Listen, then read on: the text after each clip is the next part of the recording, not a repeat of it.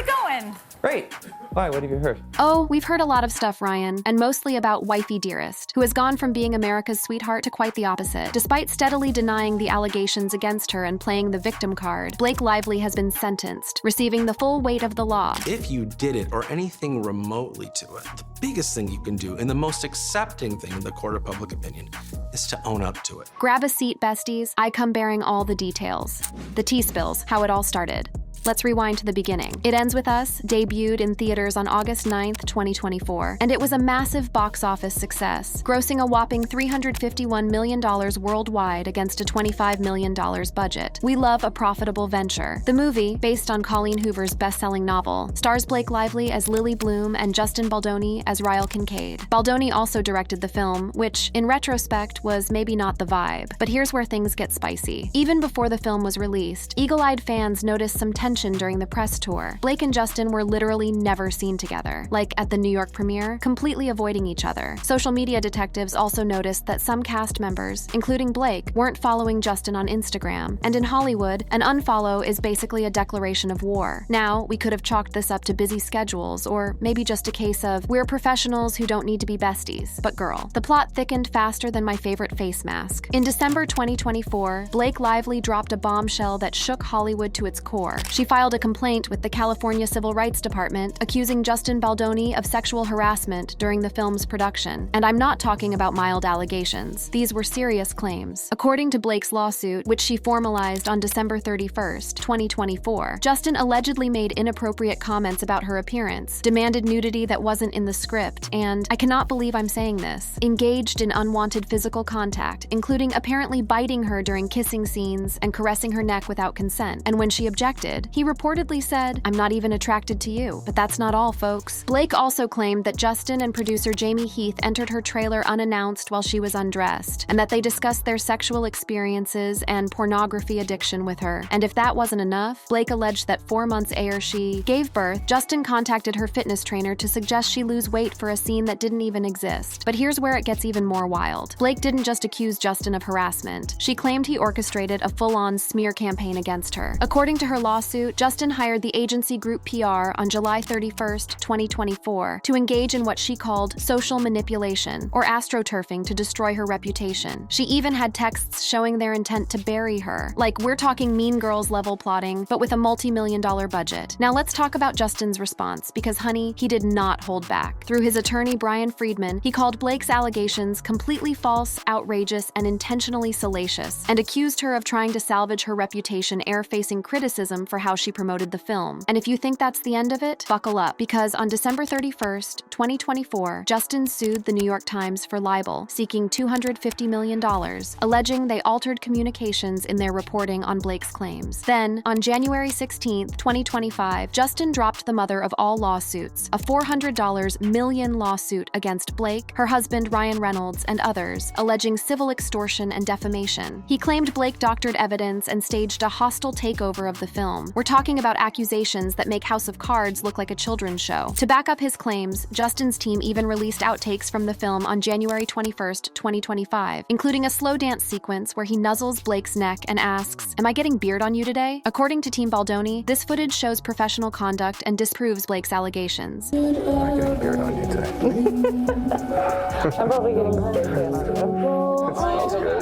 But Blake's team countered that the footage was actually damning and proved her point, alleging Justin was improvising physical intimacy without her consent, and that there was no intimacy coordinator present. They interpreted the footage as evidence of her discomfort, not proof of a professional relationship. It's like they watched the same video and saw completely different movies. Talk about Rashomon effect? So now we have dueling lawsuits, released footage with conflicting interpretations, and a Hollywood scandal that's growing bigger by the day. Blake filed an amended complaint on February 18th, 2025, adding evidence and claiming other cast members reported Baldoni's behavior. The plot thickens, but here's where Ryan Reynolds enters the chat. Blake's husband has been dragged into this mess, with Justin's lawsuit naming him as a defendant. According to Justin, Ryan called him a predator in private conversations and was part of an effort to damage his reputation. Ryan's team filed a motion to dismiss on March 18th, 2025, citing First Amendment protections, because apparently in America, you can call someone a predator and then just yell First Amendment and hope it all goes away. The whole situation is messier than a toddler toddler eating spaghetti, and the drama doesn't stop there. A trial date has been set for March 9, 2026, which means we're in for at least another year of this saga. Now let's be real for a second. This isn't just celebrity gossip. These are serious allegations on both sides. Sexual harassment is no joke, and neither is defamation. But as we dig deeper into this story, some interesting patterns emerge that make me go, For one thing, Blake has had her fair share of controversies before this. Remember when she and Ryan got married at Boone Hall Plantation in 2012? Not the best look. Or how about her now defunct lifestyle website, Preserve, published a 2014 fall issue titled Allure of Antebellum that romanticized the pre-Civil War South. Yikes. And let's not forget how she once praised Woody Allen as a genius, despite sexual assault allegations against him. Or that time she mocked Kate Middleton's Photoshop fails to promote her Betty Buzz brand, only to delete the post and apologize ere Middleton announced her cancer diagnosis. Plus, there have been rumors for years about Blake being difficult to work with. There was that alleged feud with Leighton Meester during Gossip Girl, and rumors that she was involved in Armie Hammer's exit from the show. And what about the rumored falling out with Anna Kendrick on A Simple Favor? I'm not saying any of this proves or disproves the current allegations, but it does paint a picture of someone who might not be exactly as wholesome as her public image suggests. It's giving there's no smoke without fire energy. At the same time, I recognize that just because someone has had controversies in the past doesn't mean they're lying now. The entertainment industry has a long, ugly history of powerful men taking advantage of women, and we should take allegations of sexual harassment seriously. But here's where I start to side-eye a little. When It Ends With Us was first released, Blake faced significant backlash for her promotion of the film. She encouraged audiences to grab your friends and wear your florals for a movie about domestic violence, and used the opportunity to promote her alcohol and hair care brands, which many felt was tone-deaf given the subject matter. Hello, Blake Lively here. Colleen Hoover. And It Ends With Us is in theaters now, so grab your friends, wear your florals, and head out to see it. The BBC reported that Women's Aid criticized the marketing approach. So is it possible that this lawsuit is, as Justin's team suggests, an attempt to deflect from that criticism? Is Blake Lively trying to position herself as a victim to salvage her reputation? Or is Justin Baldoni really the villain in this story, using his power as director to harass his leading lady, and then launching a smear campaign when called out? The truth is probably somewhere in the messy middle, as it Owen is. But one thing's for sure, this drama is far from over, and we'll be unpacking the fallout in the next segment.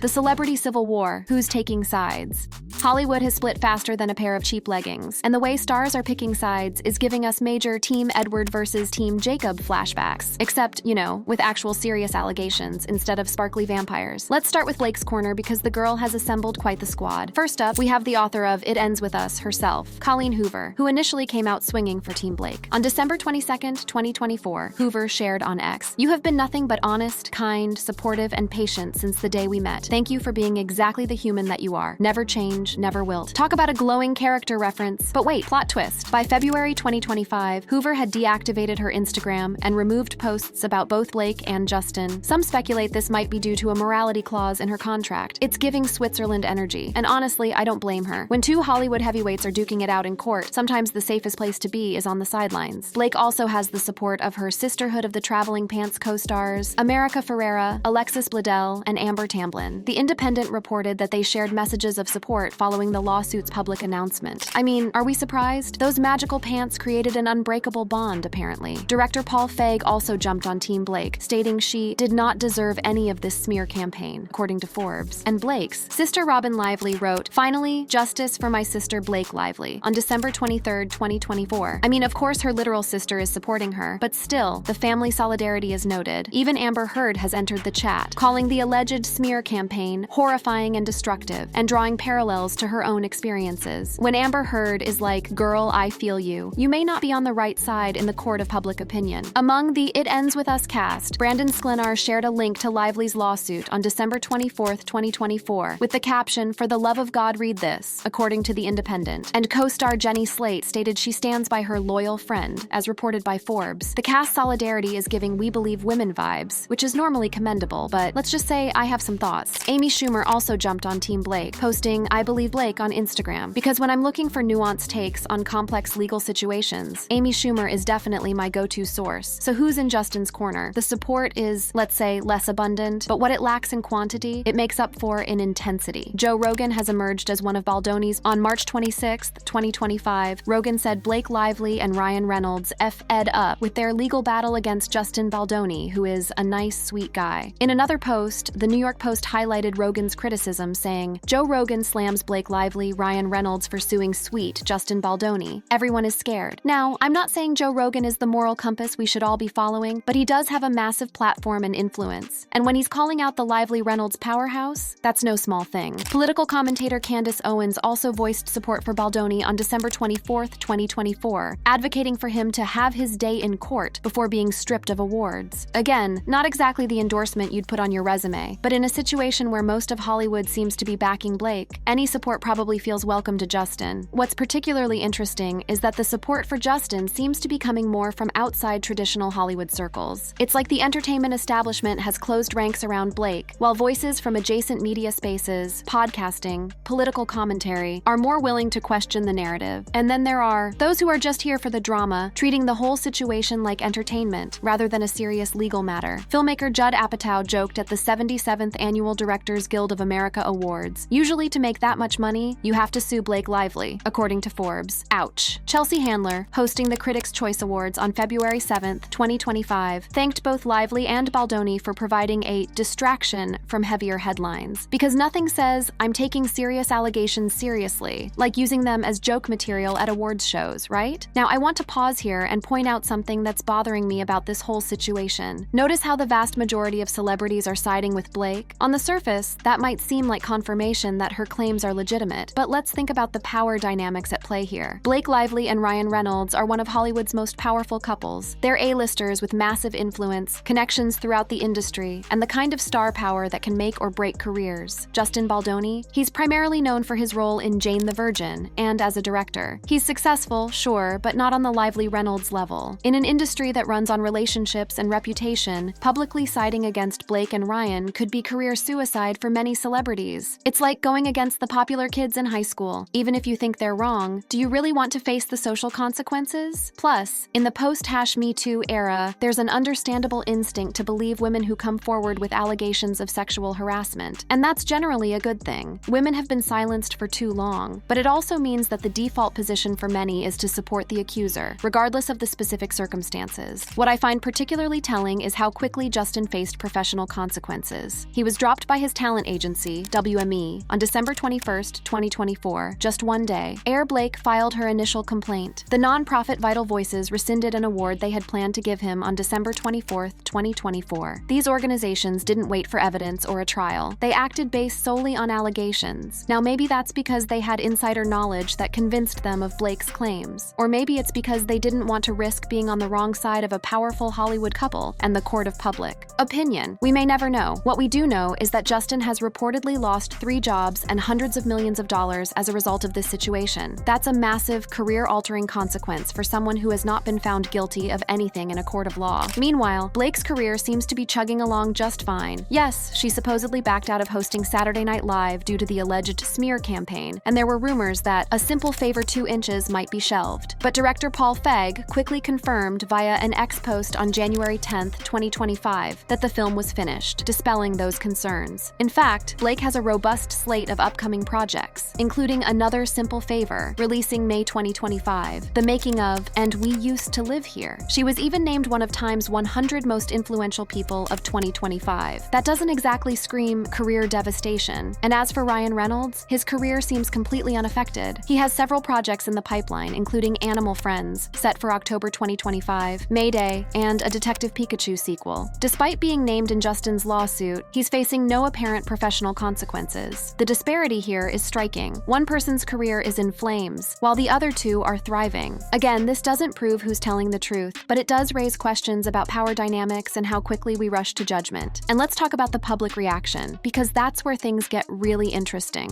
According to data from Sprout Social, in the immediate aftermath of the lawsuit, 61% of sentiment toward Blake was negative. Air Justin's countersuit, that dropped to 52%, with positive sentiment at just 6%. Blake has lost 864,085 followers since September 2024, while Justin has gained 230,896. That suggests a significant portion of the public isn't buying Blake's story, despite the celebrity support she's receiving. There's a disconnect between Hollywood's reaction and the general public's, which makes me wonder what the average person is seeing that celebrities aren't, or vice versa. Social media has become a battleground for this case, with X and TikTok amplifying both sides. On X, some users defend Lively and accuse Baldoni of harassment, while others criticize her and Reynolds for alleged alleged bullying. TikTok videos dissecting interviews and alleged PR tactics have garnered millions of views, making it difficult to separate organic content from potentially paid narratives. Reddit threads show a similar division. Initially, many users disliked Lively due to past controversies, but the allegations surfaced, some shied their perspective. One user, u/curious7189, wrote, "I didn't have a strong opinion on Blake before. Now, reading through everything, I feel bad she had to work through such conditions." Others, like u/realistic_.6284, noted potential astroturfing. This sub was astroturfed to crazy levels. I saw multiple comments saying the same, "I was a big fan of Blake, but all from Suis accounts." The plot thickens even further when we consider the involvement of PR firms and media manipulation. Blake claimed Justin hired the agency group PR to damage her reputation, but his countersuit alleges she and Ryan orchestrated a campaign to destroy his career and take control of the film. And here's where things get extra spicy. On April 13th, 2025, a storyboard artist for It Ends With Us, Talia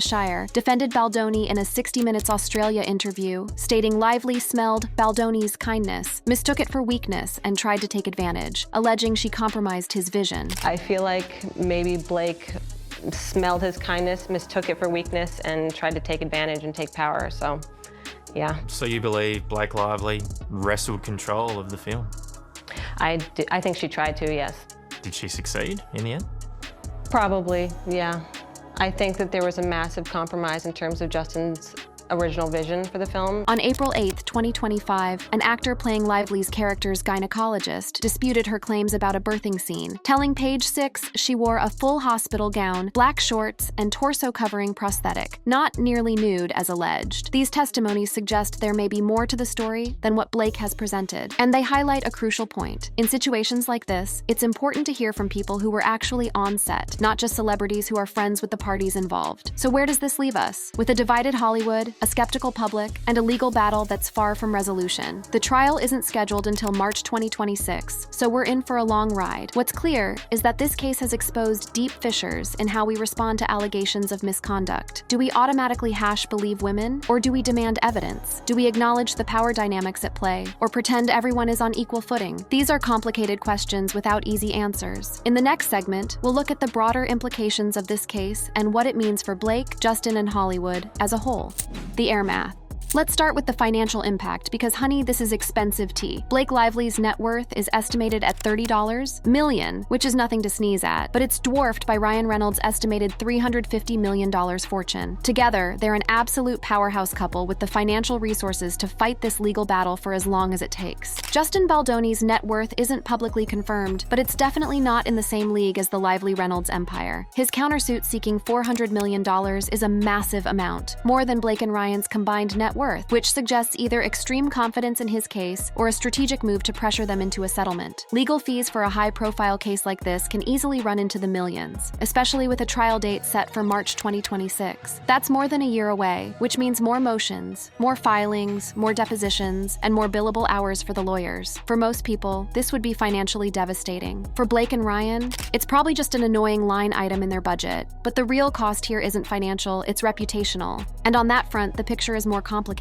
Let's talk about social media impact. Because in 2025, that's where reputations are made and destroyed. According to data from Sprout Social, Blake has lost 864,085 followers since September 2024, particularly in January, 329,577, and February, 363,930, 2025. That's nearly 1 million people who decided they'd had enough of her content. Meanwhile, Justin has gained 230,896 followers, suggesting public sentiment might be shying in his favor. On platforms like X and Reddit, discussions are polarized, but there's a noticeable trend of skepticism toward Blake's claims. This is particularly interesting because it contrasts so sharply with the celebrity support she's receiving. It's like Hollywood and the general public are living in parallel universes. One possible explanation for this disconnect is media coverage. Some outlets have been criticized for sensationalism, like a Newsweek piece that compared the lawsuit to geopolitical conflicts. Others have been accused of bias in Blake's favor, with a Reddit user in R. Justin Baldoni, claiming major publications initially supported Lively, suggesting a media slant. In the midst of this media circus, both Blake and Justin are trying to maintain their professional careers, with varying degrees of success. As I mentioned earlier, Blake has a slate of upcoming projects, including Another Simple Favor, May 2025, The Making of, and We Used. To Live Here. Her recent appearance at the SXSW premiere of Another Simple Favor on March 11, 2025, was marred by protests related to the lawsuit, with a sign reading, "Justice for Justin Baldoni." Blake lied, indicating ongoing public tension. But despite these hiccups, her career momentum continues. She was even named one of Time's 100 most influential people of 2025, a prestigious recognition that suggests her industry standing remains strong. This is giving untouchable vibes, and I'm not sure how I feel about that. Ryan Reynolds, meanwhile, is completely unbothered career-wise. He has several projects in development, including Animal Friends, October 2025, Mayday, and a Detective Pikachu sequel. He continues to make public appearances, like at the SNL 50th anniversary special in February 2025, where he made a lighthearted reference to the legal drama. Ryan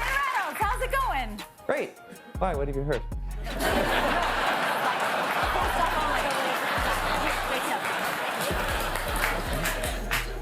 Yeah, okay. Fox News reported that Reynolds' reputation has taken a little bruising, but it's hardly career-threatening. When you're worth $350 million and have a successful superhero franchise, you can weather pretty much any storm, apparently. Justin Baldoni, on the other hand, has faced significant professional fallout. As we've discussed, he was dropped by his talent agency, WME, lost an award from Vital Voices, and reportedly lost 3 jobs worth over $100 million. That's not a little bruising. That's a career hemorrhaging. It's hard not to see the stark contrast here. Justin is facing real, tangible consequences based solely on allegations that haven't been proven in court. Blake and Ryan, they're basically fine. This disparity hints at a broader issue in Hollywood, the power imbalance between established A-listers and everyone else. When you're at the level of Blake and Ryan, you have a buffer of wealth, connections, and influence that can protect you from almost anything. When you're at Justin's level, not so much. But there is a potential twist in this tale that could change everything. On April 21st, 2025, a previously unrevealed subpoena-seeking lawsuit from Lively surfaced, showing she gained information about an alleged smear campaign in late summer 2024, with details from Stephanie Jones, Baldoni's former publicist. Jones is a key figure in this drama. On December 24, 2024, she sued Baldoni for defamation, claiming he conspired to discredit her and steal clients, and she was later revealed as the source of texts in Lively's complaint. But Baldoni's team has accused Jones of leaking confidential information to Lively's team, adding another layer of complexity to an already convoluted situation.